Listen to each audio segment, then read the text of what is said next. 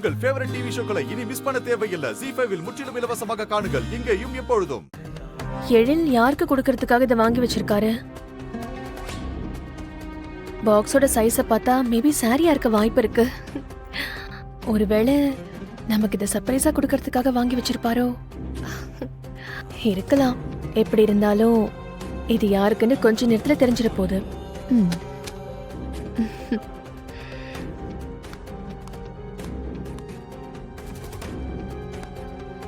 என்ன மனம், ஏதாச்சும் முக்கியமான விஷயமா?